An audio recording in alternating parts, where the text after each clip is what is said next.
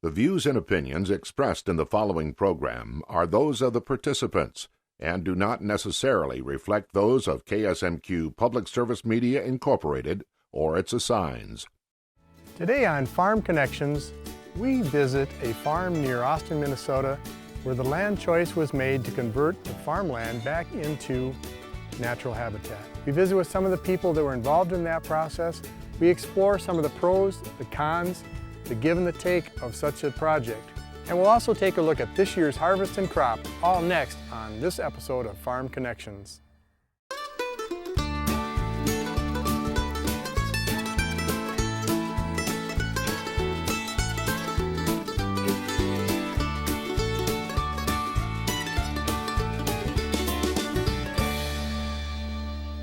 Farm Connections on KSMQ, sponsored in part by the Cedars of Austin, a senior living community. We even have a retired farmers club. Independent, assisted, and memory care apartments. Learn more at cedarsofaustin.com. Will Mower, the ag attorney, has been representing dairy farms in Minnesota, Iowa, and Wisconsin for 37 years. Will Mower, the ag attorney's office is in Rochester, and Will is a proud partner of Farm Connections. Thanks, Will Mower. Join me now in rural Mower County as we travel to the Schottler State Wildlife Management Area to learn about habitat restoration. It's an area that the Schottler family cooperated with other agencies to turn it into a natural habitat and wildlife preservation area. I met with David Hagan, one of the project coordinators, to learn how this project came to be. David, this is sort of a unique spot. It's different than what's around us. I look behind us, I see a soybean field, a combine moving through harvesting. I see a windbreak for a farm. Beyond that is an irrigation system. There's something different about where we're at. Well, actually, Dan, when in the beginning, about 11 or 12 years ago, it was exactly like everything around us. But we found out that we had the opportunity to take this land and rejuvenate it back into prairie grasses, into its native look. And it was a fantastic opportunity for not only Pheasants Forever, but also the Science Museum with their research department in St. Croix to get involved with this and produce habitat second to none. How many species of plants are out here? I have no idea, but I know the seeds are in the millions and millions. Well, speaking of seeds. There you go. And as time goes on, this is just going to get better and better. What's the attraction to you and your group? Well, we are a great program for establishing habitat for all wildlife. And when we see an opportunity like this, it's just phenomenal, because this is a large enough piece to create I call it a safety zone for habitat and wildlife outside of the farming population.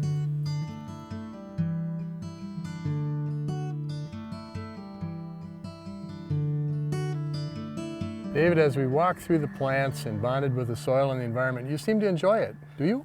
Oh, of course. You get to see habitat like this. It's a real rare opportunity, because this is natural prairie grasses that you hardly ever see in this part of the world, because most of this type of stuff has been taken out.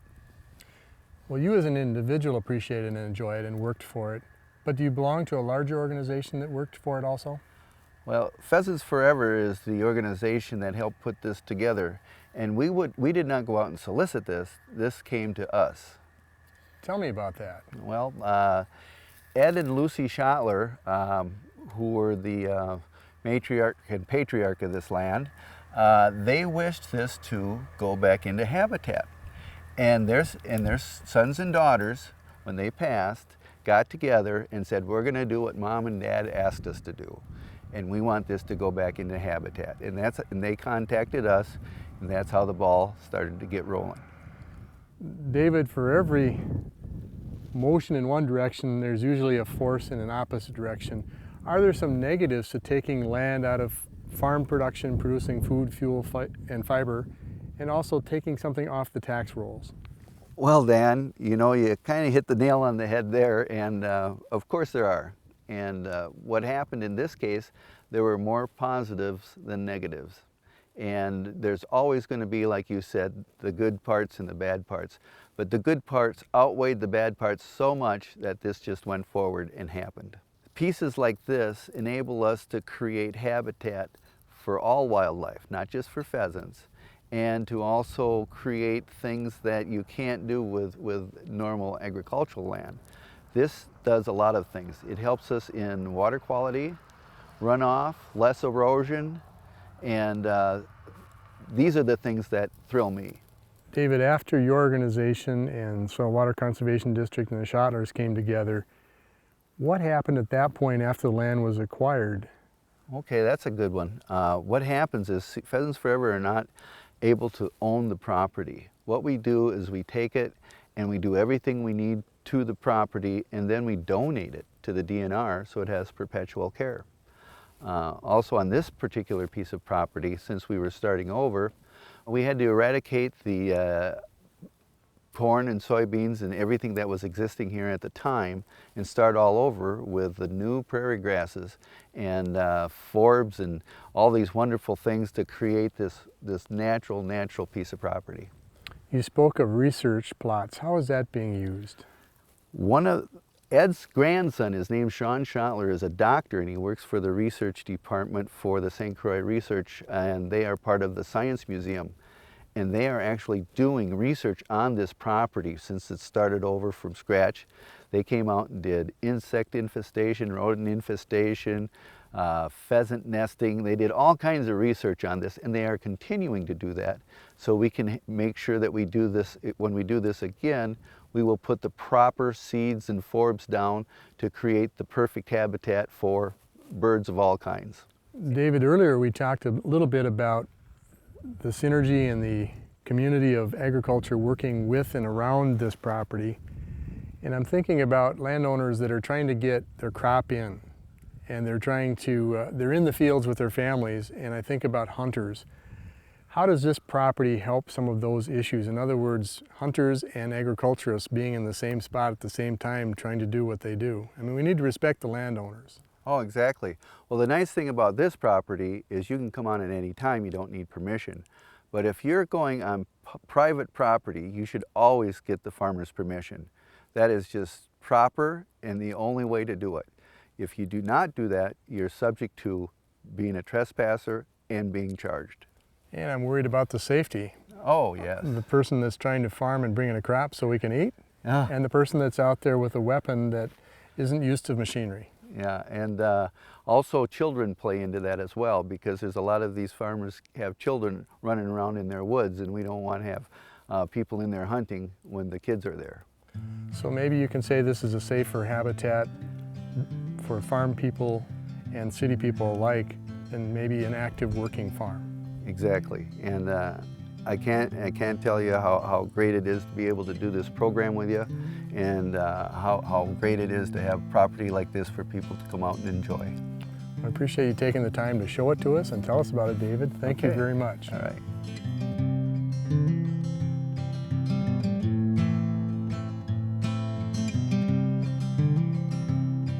I also met with Justin Hansen from the Mower County Soil and Water Conservation District to learn how this project impacts other farmers in the area.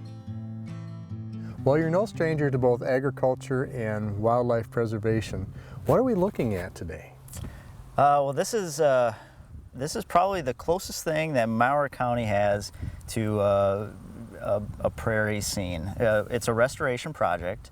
Many years ago it was ag land, like so much of our land in this area, and through many discussions and with the family and things along those lines, we were able to restore it back, restore some wetlands, and restore the uplands with more of a prairie component. And what's the goal of this particular wildlife project? Well, there's several goals, really. In our area, we're hit hard with we got water quality issues. We've done a lot of studies that show that we are violating our state standards in water quality in a lot of our tributaries and waterways. And we've also got a lot of flooding issues locally. And on top of that, we don't have real great habitat numbers in Mower County. By percentage, we're the second lowest amount of habitat in the state. So what we're trying to do is we're trying to put some diversity on the landscape, and doing some of these projects like this on the higher end of the landscape can actually trap a lot of those sediments or the dirty water that's running off in agricultural areas, and it can trap it in the wetlands. It slows it down, which reduces our flooding issues that we run into, and we're trying to tackle on that end. And it also prevents outstanding wildlife habitat. If you look behind us, we don't see a lot of trees for perching, and we see absolutely perfect grassland prairie habitat.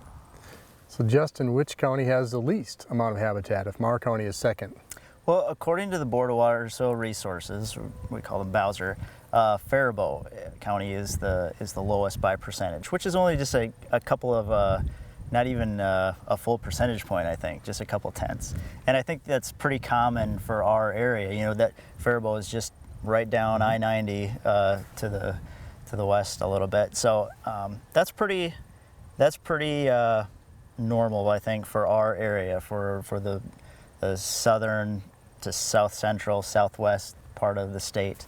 We're all kind of in about the same boat. It's not like there's a big disparity in habitat.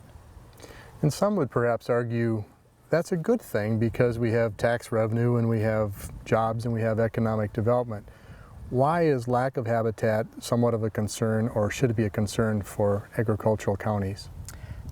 Well, aside from just the obvious part of not having as much wildlife opportunity, habitat is an indication of whether you have water quality treatment, whether you're treating the water on the landscape.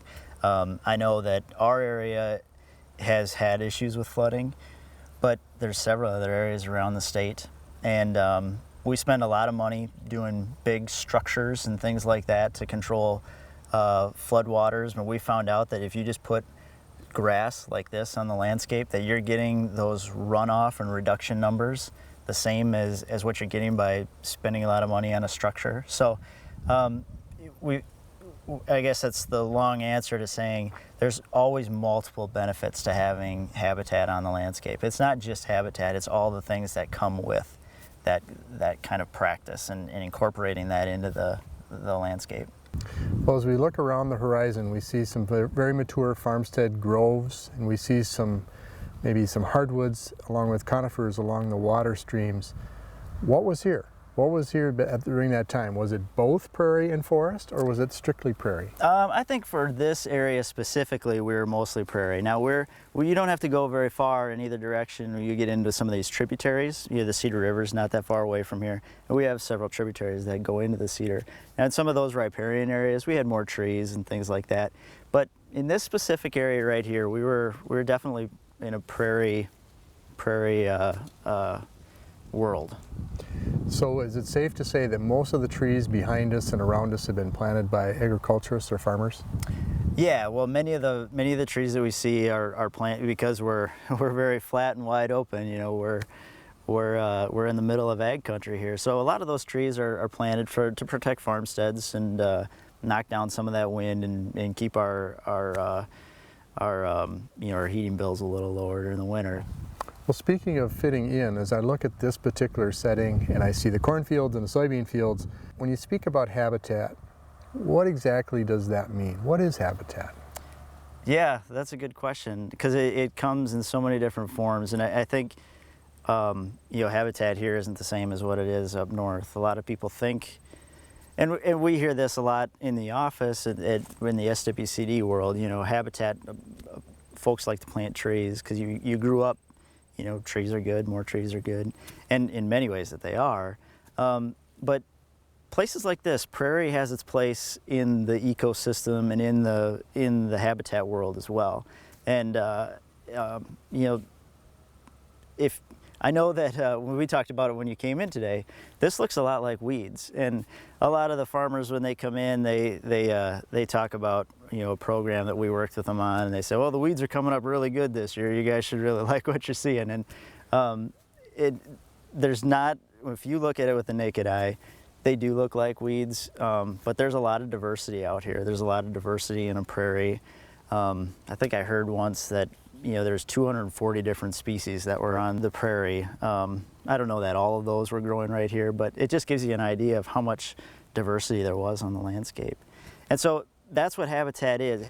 You've got a lot of different things, different variety of vegetation and variety of different opportunities for wildlife.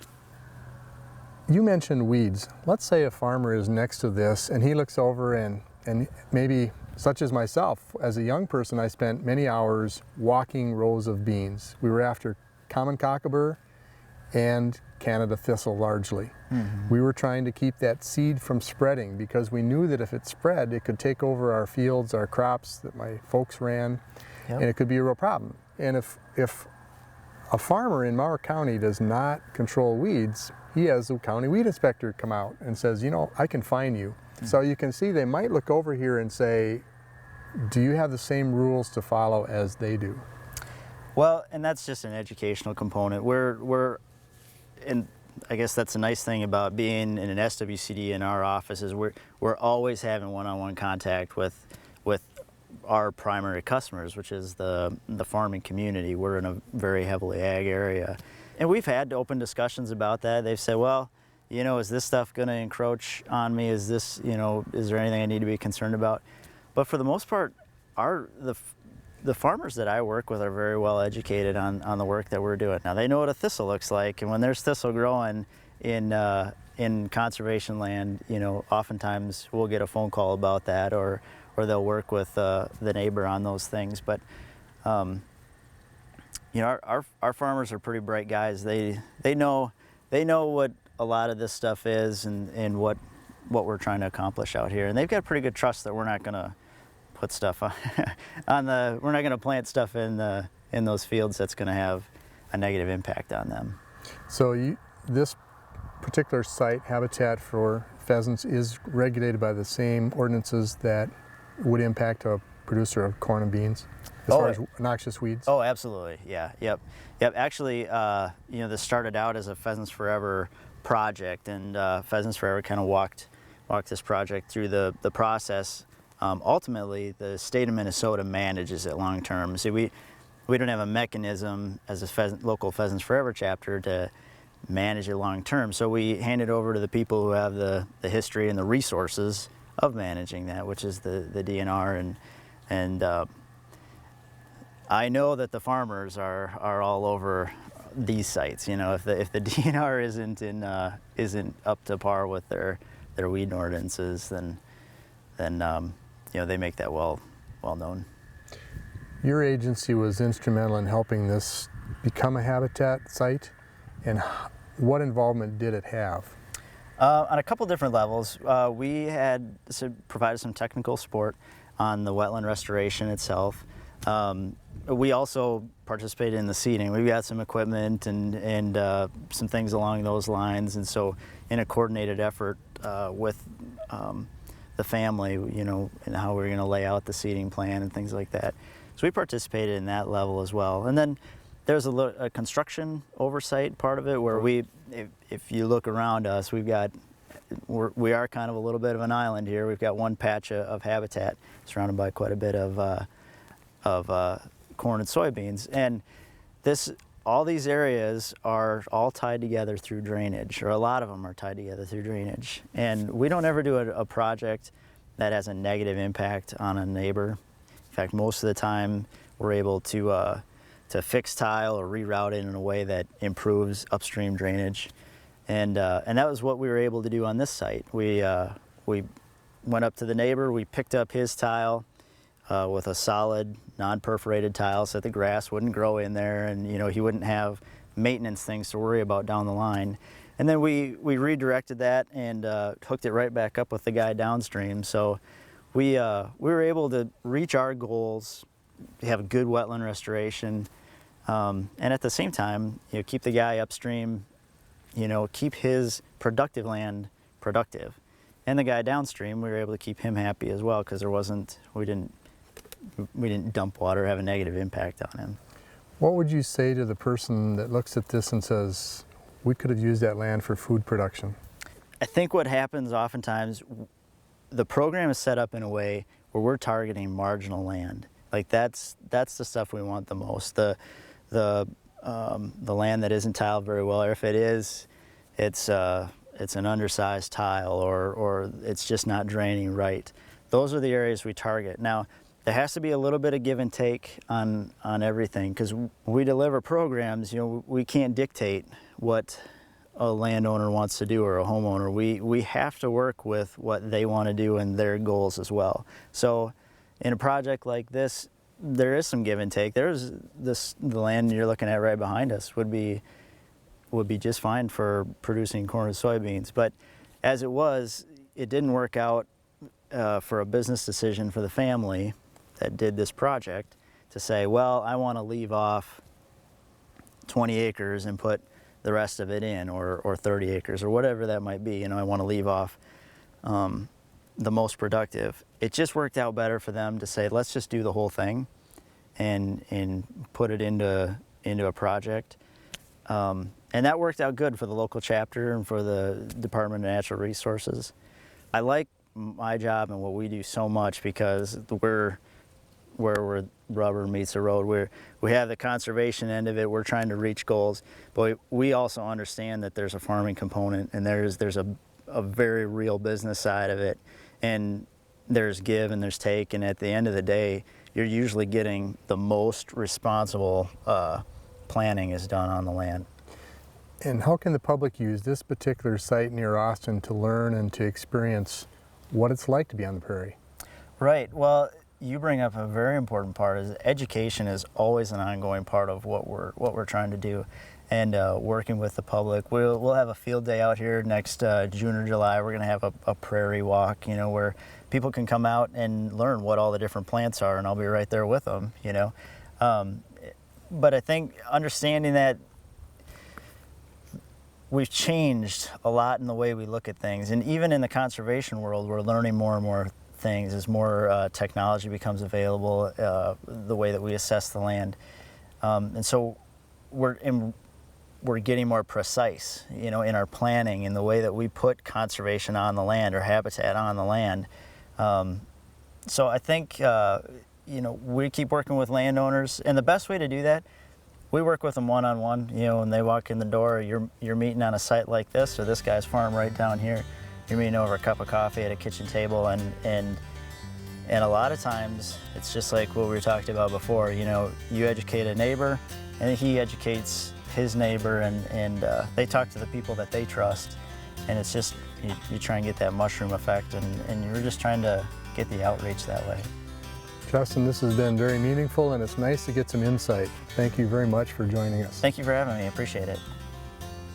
Please keep in mind that this land choice of turning farmland into wildlife preservation areas is not for everybody. This individual farmer made an individual choice. We're not advocating it for everyone. And please understand that farmers can coexist with wildlife.